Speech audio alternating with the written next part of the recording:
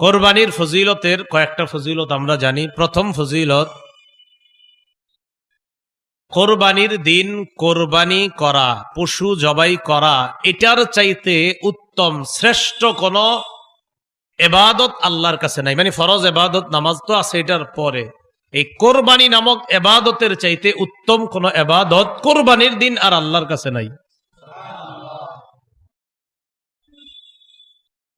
তিরমিজি শরীফের 1493 নম্বর হাদিসের বর্ণনা, قال رسول الله صلى الله عليه وسلم ما عمل آدمي من عمل يوم النحر أحب إلى الله من إهراق الدم। রাসূলুল্লাহ সাল্লাল্লাহু আলাইহি সাল্লাম বলেন, কোরবানির দিন আদম সন্তান যে কোরবানি করে, এই কোরবানি করার চাইতে এত ফজিলতপূর্ণ আমল আর আল্লাহর কাছে নাই। কবে এটা? কোরবানির দিন। ফজিলত নম্বর 2, কোরবানি করবেন যে পশুকে, এই পশুর শিং থাকবে, এই পশুর পশম থাকবে, এই পশুর খুর থাকবে, খুর। তিরমিজির 1493 নম্বর হাদিসের শেষের দিকে রাসূল সাল্লাল্লাহু আলাইহি সাল্লাম বলেন, ওয়া ইন্নাহা লাতাতি ইয়াউমাল কিয়ামাতি বিকুরুনিহা ওয়া আশআরিহা ওয়া আজলাফিহা।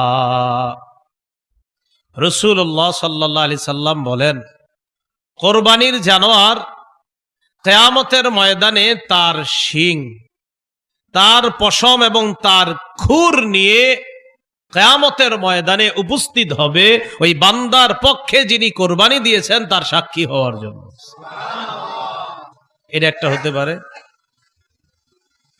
আরেকটা, ওই বান্দা যে উপস্থিত হবে, যে বান্দা কোরবানি করছে তিনি যে উপস্থিত হবে, তাকে আল্লাহ পাক রব্বুল আলামিন ওই শিং, পশম, খুর ইত্যাদি সবগুলার বিনিময়ে যে আমলনামা দিবে, এই আমলনামা নিয়ে কিয়ামতের ময়দানে উপস্থিত হবে।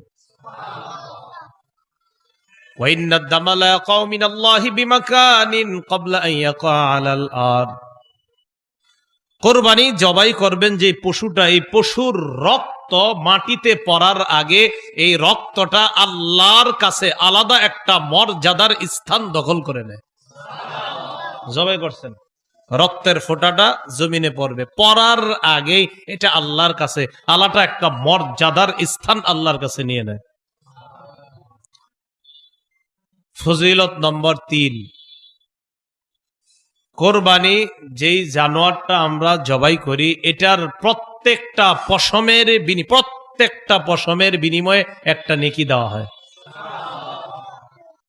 ইবনে মাজার 3127 নম্বর হাদিসের বর্ণনা, অংশ বিশেষ বর্ণনা, ক্বালু ফামা লানা ইয়া রাসূলুল্লাহ ক্বালা বিকুল্লি শা'রাতিন হাসানা। قالوا فما الصوف يا رسول الله قال بكل شعرة من الصوف حسنة। সাহাবায়ে কেরাম আল্লাহ রাসূলকে প্রশ্ন করলেন, হে আল্লাহ রাসূল সাল্লাল্লাহু আলাইহি ওয়াসাল্লাম, আমরা যে কোরবানি করি আমাদের কি ফজিলত আছে এটা করার মধ্যে? নবীজি বললেন, বিকুল্লি শা'রাতিন হাসানা, প্রত্যেকটা পশমের বিনিময়ে একটা নেকি। এবার যে গরুটা কিনবেন, গুইনেন কয়টা পশম নাকি? হ্যাঁ, বলতে পারবেন? তাহলে কি পরিমাণ সওয়াব! সুবহানাল্লাহ। ক্বালু ফামা লানা ইয়া রাসূলুল্লাহ, সাহাবীগণ প্রশ্ন করলেন, হুজুর কি সওয়াব হবে? নবীজি বললেন, বিকুল্লি শা'রাতিন হাসানা, প্রত্যেকটা পশমের বিনিময়ে একটা করে নেকি দেওয়া হবে। ক্বালু ফামাস সুফু ইয়া রাসূলুল্লাহ, আল্লাহ নবী আপনার কাছে জানতে চাই, কিছু পশু আছে এমন যেই পশুগুলা তুলনামূলকভাবে অন্যান্য পশুর চাইতে অনেক বেশি পশম হয়, অনেক বেশি পশম হয়। বেড়া, হ্যাঁ, তো খালি পশম আর পশম। গরু তো আপনার পশম কম, কথার কথা, ওইগুলার তুলনায়। হুজুর যেগুলা শুধু পশম আর পশম শরীরের মধ্যে, ওই প্রাণী, নবীজি বললেন, তো কি হয়েছে পশম থাকলে? বিকুল্লি শা'রাতিন মিনাস সুফ, যেগুলার পশম বেশি, ওই বেশি প্রত্যেকটা পশমের বিনিময়ে সওয়াব দেওয়া হবে। সুবহানাল্লাহ। সাহাবায়ে কেরাম মানে অবাক হয়ে প্রশ্ন করছে, হুজুর বুঝলাম, যে গরু ইত্যাদি এগোর শরীরে পশম থাকে মোটামুটি, কিন্তু এরকম না যে অনেক বেশি বেশি বড় হয়ে আছে, এমন না তো। কিন্তু কিছু প্রাণী তো আছে চারোদিকে খালি পশম আর পশম, খুব বেশি। এদের নবীজি কয় সমস্যা নাই, যত পশম তত নেকি।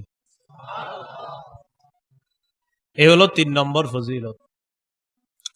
ফজিলত নম্বর 4, আল মুস্তাদরাক লিল হাকিম নামে একটা কিতাব আছে, হাদিসের এই কিতাবের বর্ণনা।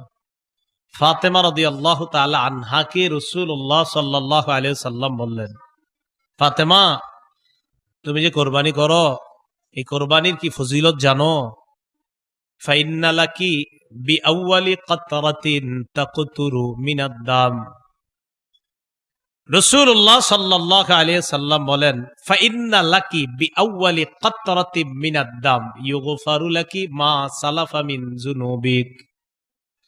ফাতেমাকে বললেন, ফাতেমা কোরবানির পশুর যেই রক্তের ফোঁটাটা পড়ে, প্রথম ফোঁটাটা পড়ার আগেই তোমার আগের যত গুনাহগুলা অতিক্রম হয়েছে, অতিবাহিত হয়েছে, ওই গুনাহগুলা ক্ষমা করে দাও।